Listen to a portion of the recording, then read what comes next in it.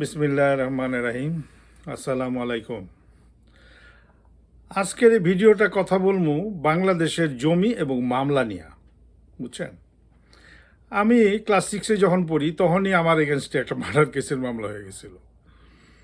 হ্যাঁ, এটার বিস্তারিত আমি বলবো না, কোনোদিন সুযোগ পেলে বলবো যে বাংলাদেশের মানুষ কতটুকু খারাপ আর কি। এইটা দেখলে, এই মামলা শুনলে আপনারা বুঝবেন। তো যাই হোক, বাংলাদেশের আমার বাবার অনেক সয় সম্পদ ছিল, অনেক, আনলিমিটেড।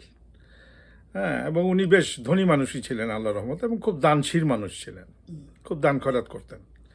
এই কারণে এখনও বাংলাদেশের মানুষ উনারে খুব মহব্বত করে, মানুষ এক নামেই মানুষ চিনে। তো একটা মামলা উনি করছিল আমার মনে হয় ৭৭ সনে। মামলাটা আজকে পর্যন্ত কোর্টে। আমার মা জীবিত থাকতে এই যে শেরেবাংলানগর থানাটা বানাইছে, এটা বানাইছে বিপ্লব আর গণেশ। এই মামলাটা উনি করছে সম্ভবত 18 কিংবা 17 সনে। তো 17 সনে যদি মামলাটা করে থাকে, 5 বছর আর 2 বছর, 7 বছর আজকে পর্যন্ত মামলাটা চলতেছে। কমিশন করছে, কমিশন যায় রিপোর্ট দিছে, সব কিছু দিছে, মামলার কোনো রায় জজ সাহেব দেয় না। তারপরে আপনার বাংলাদেশের সবচেয়ে বড় সমস্যা যেটা, আমার নিজের ব্যক্তিগত কিছু সম্পত্তি যেটা নিয়ে আমি মামলা করছিলাম, এবং সেই মামলা আমার মনে হয় 97-এ মামলাটা করা হয়েছিল।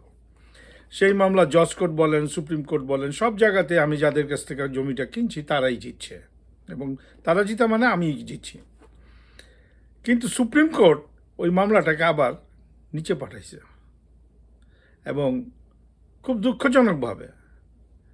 তো একটা মামলা ওইখানে আসতেই তখন সময় লেগে গেছে আমার মনে হয় 10-15, আমার ঠিক সময় মনে নেই, 10-15 বছর। তারপরে যদি আপনি মামলা সুপ্রিম কোর্ট আবার নিচে পাঠাই দেন, তাহলে আরেক বিপদ না? তো আপনি সুপ্রিম কোর্ট বসছেন, হাইকোর্ট বসছেন, জজ কোর্ট বসছেন, জজ সব রায় দিয়ে দিছে। ওই রায় নিতে যারা এই মামলা করে তারা বুঝে। আমার মনে হয় এই যে যত আইন করছেন, যাই করছেন, এই আইনটা খুবই জরুরি যে একটা মামলা আপনাকে শেষ করতে হবে হায়েস্ট 6 মাস।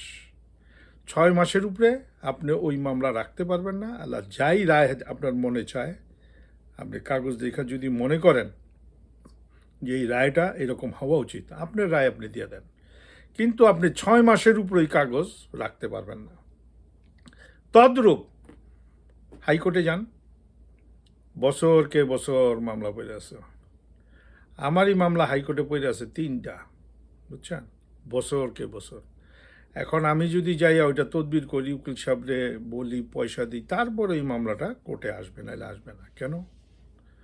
একটা নিয়ম করেন যে ওই মামলাও 6 মাসে, 7 মাসে শেষ করতে হবে। সুপ্রিম কোর্টে যান। সুপ্রিম কোর্টে যখন আপনি যাইবেন, তখন যখন মামলাটা সুপ্রিম কোর্টে যাইব, সুপ্রিম কোর্টের কোনো সময় একটা বেঞ্চ থাকে, কোনো সময় 2টা বেঞ্চ থাকে। এখন সুপ্রিম কোর্টের লয়ারদের বিরুদ্ধে তো, জাজদের বিরুদ্ধে তো কথা বলা নিষেধ, কথা বললেই আদালত অবমাননা হয়ে যাব।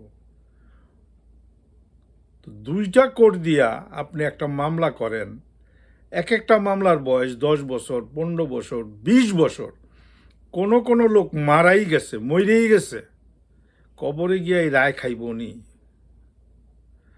তো আইনমন্ত্রী যে হয়েছে উনি ওইটা করে নাই।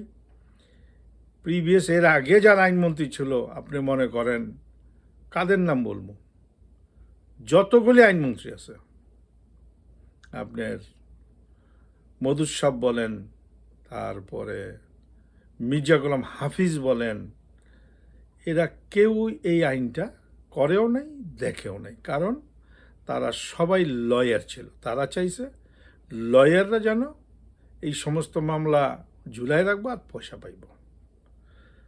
আমি এই বিষয়ে কথা কইতে চাইছিলাম না, কিন্তু বেশ কয়েকজন লয়ার এটা নিয়ে কথা বলতেছে যে মামলার সিএস ঠিক থাকলে, এসে ঠিক থাকলে, আরএস ঠিক থাকলে জমি পাওয়া কোনো ব্যাপার না।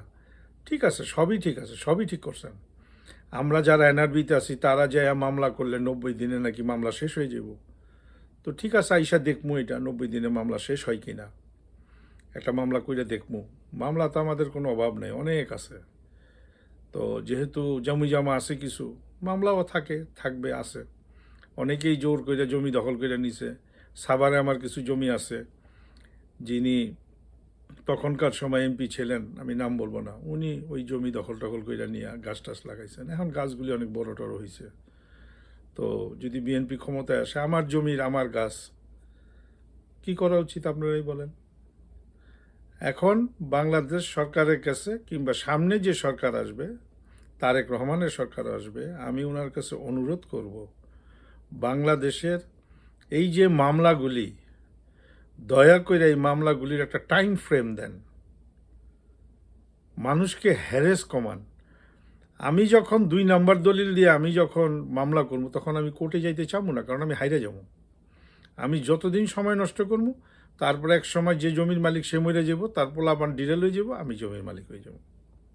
না, দয়া করে এটা ঠিক করেন। আমি মরি আর বাঁচি, আমার জমির মামলাও চলতে থাকবে, সরকার চালাবে, আমি এটার জন্য পয়সা দিই। হাইকোর্টে কিন্তু কোনো মামলা করতে হলে পয়সা দিতে হয়, জজ কোর্টে কোনো মামলা করতে হলে পয়সা দিতে হয়, এবং 1-2 টাকা না, 70-80 হাজার টাকা দিই।